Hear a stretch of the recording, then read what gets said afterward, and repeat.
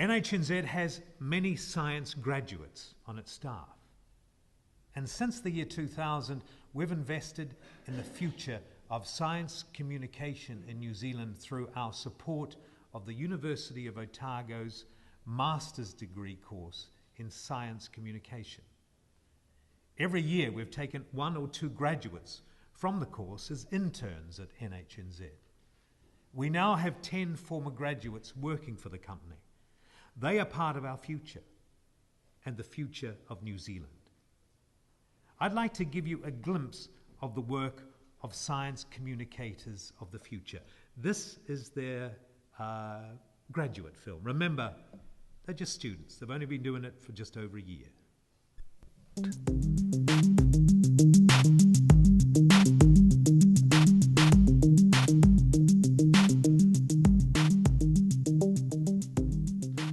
This sample from a bird from the Smithsonian Institution contains pollen of a 3-lobed structure. Does this match the Adam's mistletoe?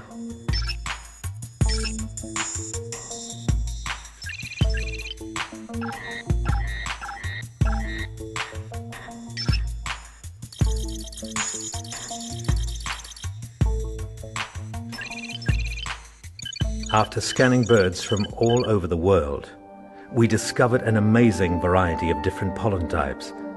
Our methods proved to be effective, although the Adam's mistletoe pollen remains elusive.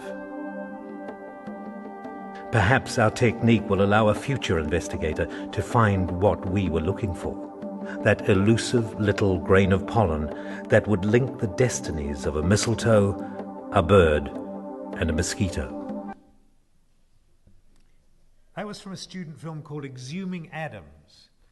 Not only was it a very well-told story, it earned for its makers the Best Newcomers Award at Wildscreen, the biennial festival of nature and science documentaries held in Bristol, England. The film could not have been made without the support and cooperation of Otago Museum. The 2 filmmakers used the museum as a backdrop for the shooting, used specimens from the museum's collection, and relied, and this is the most important one, on the help from staff to reach out for evidence to other museums around New Zealand and around the world. They were trying to prove that the death, extinction of this bird was caused by an insect arriving by colonization. They were after pollen samples because a plant was involved as well. This is one of many examples of the strong relationship that exists between NHNZ and Otago Museum. That relationship goes back 30 years. It's enduring and we think unique. It's also mutually advantageous and beneficial. Shim has mentioned it, and I will too. Both organisations signed a memorandum of understanding. This ensures that on one hand the resources like access to museum collections, displays, or access to information and research from human resources is made available at no charge to NHNZ. On the other hand, the museum has received support and assistance from NHNZ.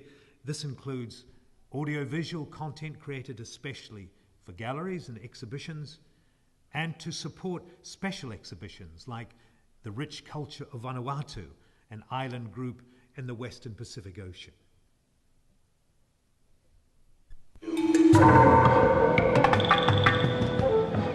More than 1,000 years before the time of Christ, a group of people achieved one of the greatest feats in the history of humankind. A feat of dazzling seamanship and maritime technology. A bold quest into the unknown. An act of unimaginable daring. Discovering new lands amid vast uncharted oceans. Spreading a common culture over thousands of kilometres, from the Western Pacific to Hawaii, Easter Island and New Zealand.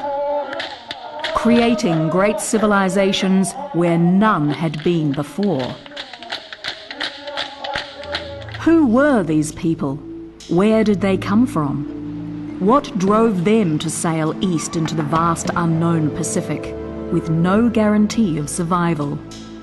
For over 50 years, archaeologists have searched for answers, finding tantalizing evidence, but nothing that offered hope of solving the mystery. Until now.